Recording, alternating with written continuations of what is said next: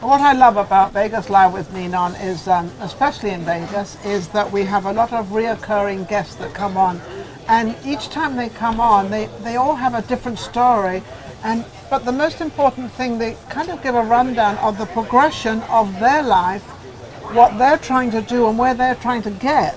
And it's always very positive, and it's always for me, it's very inspiring, because coming on my show, I had the first time, great. And the second time, really great. And then the third time, it's like they're really getting it together, and they're so excited, and they love to come on the show so that they can let my audience know that you can all do the same thing. Well, Dr. Vicki Coleman has been on my show before. She's a bully expert. I believe that's what you do. She doesn't do bullying. She tries to control bullying. Yes. Anger management. Anger management. Yes. What is bullying? Yes. That's the word going out there. Bully, yes. How's Bully it going? prevention. Bully prevention, yes. How's it going? It's going very well, but what disturbs me that there's so much bullying in the environment and the workplace and social media everywhere in our lives. But it's not only physical bullying anymore, it's verbal bullying. Verbal bullying. Bullying is even more We prevalent. see a lot of verbal bullying in social media, and that's very disturbing. Just like my previous guest, Tim Zimmerman, I was saying that a lot of people now don't need an audience, they don't need anything. They've got their phone and their computer, Yes. and they don't have to address anybody or anything. They can just talk to this thing and say anything they want. But that Yes. seems to be opening up a whole arena of a lot of people out there being very mad and angry and aggressive to other people. That's not how society is. No, and I think it goes back to our self-concept, and that's what I want to highlight today, Ninon. So let's highlight our self-concept. What is our self-concept? Let's find out. Yes, self-concept is the perception you have of yourself, which also includes how others feel about you. And then self-esteem would be the feeling tone. So how does one feel about oneself? And when I talk about self-concept, it's a very big construct or arena. It's not just one entity. No. I like to focus on the 6 areas of self-concept. And this is based on my I like research this. Okay. in my doctoral program and thereafter at Purdue University. And the model of self-concept that I've developed is based on work by Dr. Fitz and Dr. Warren in an instrument that they developed called the Tennessee Self-Concept Scale. Okay. And what's intriguing and very exciting in terms of how I help people with their self-concept, I look at the 6 areas of self-concept. I don't think people realize, and which I just realized, I thought there was more than 6, but at the same time, I don't think people realize there are 6 things that they have to really kind of concentrate regarding themselves. Forget other people. Yes. So there's 6. So what are these 6 main things that they really have to take care of? These 6 areas are the personal self-concept, physical self-concept, family self-concept, social self-concept, academic/work self-concept, and moral ethical self-concept. Well, I like the last one, moral ethical concept. Yes. A lot of us don't have that. The morals and values have certainly changed in the 21st century. They seem to be departed the world. I'm saying the world because it's everywhere. It's all over. It's global. It's global. It is. Really Everybody is. And you see the different things and the wars and the anger in all these countries. And I'm going to mention one of them, which is Hong Kong. That's been going on. And they're fighting for their rights. They're fighting for their rights, and it's a very complicated situation.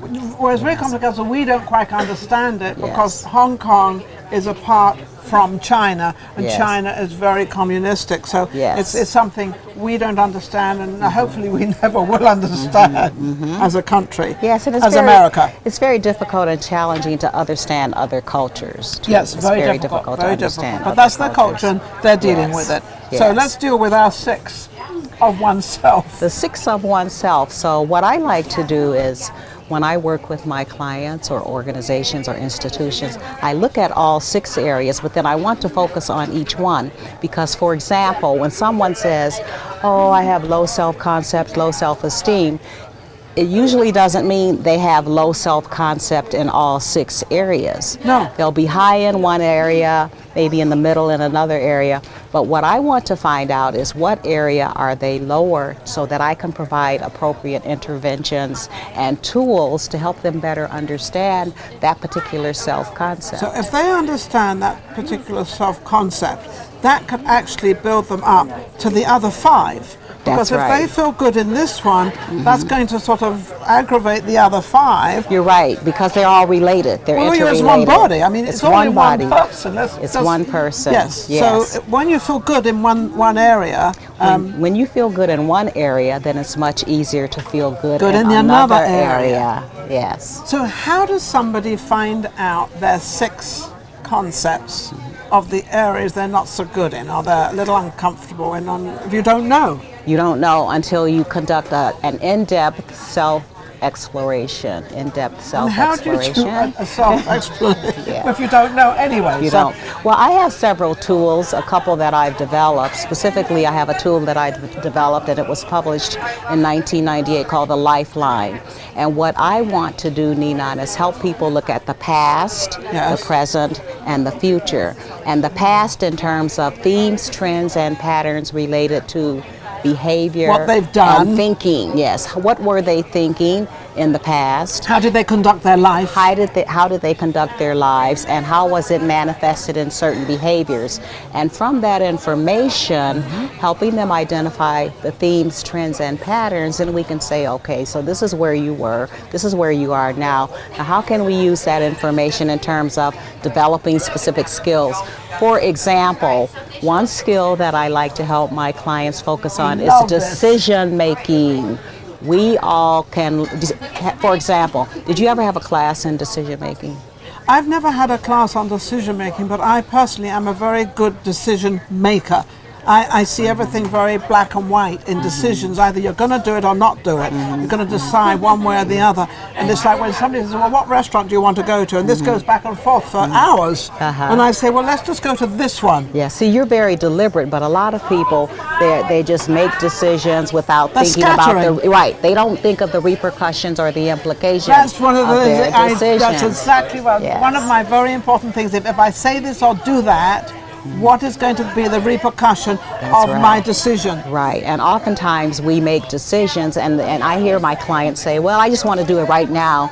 And I'll say, well, what about next week, next year, 5 years? Oh, I don't care about that. Oh, yes, you do when Yes, it you gets do. there. When it gets there. When it gets to the 5 when it years gets of the there, next you week. care about it, yes. You've got to be very, very careful what you put out there, coming from your mouth and your actions. Yes, what we say and what we do have significant implications, not only on our lives, no, on somebody but else. everybody and the community and globally. Yes, Globally. yes, globally. And You know, so- it's funny you say that, because I had a show for 16 years and I was actually giving the younger generation a platform to speak out. And I knew that whatever I gave them was going to be a great impact on their lives, because, you know, children are children. Children are I never pre-interviewed them, because you can't pre-interview children. You can't pre-interview anybody, actually.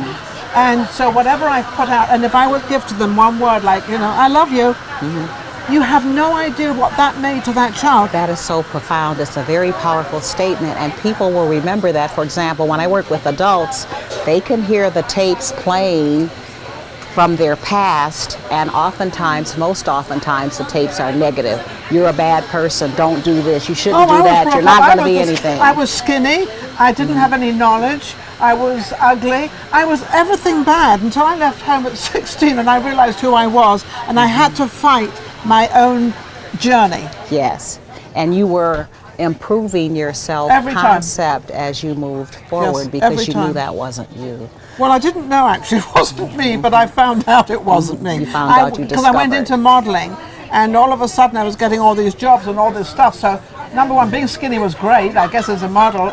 Not having any knowledge at that time, being a model was probably also very good. So I found myself a place that actually everybody loved me. Everybody loved you, and that was very powerful and significant To in me. your life. Oh, yes, absolutely. With Because respect I to your became- self-concept. Because I became a success of something very negative.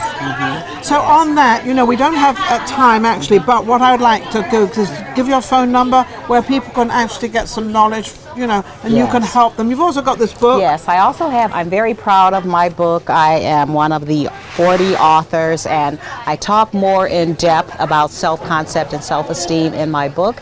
And by the way, if you'd like to contact me, my number is 702-524-0223, Dr. Vicki Coleman, also known as the Anger Doctor, Dr. Vicki Coleman. Doesn't mean to say she's angry. No, I'm not angry.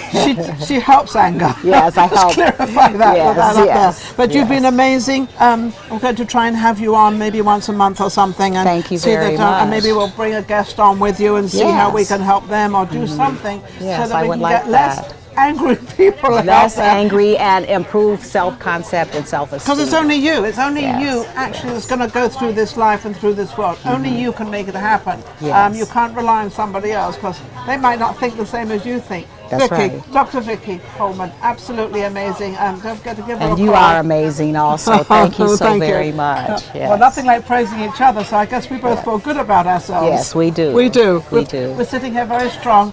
What we're doing is giving our audience out there the gifts we've been given to help other people. And that's what we do. We'll be right back. Vegas Live with Ninon. Thanks.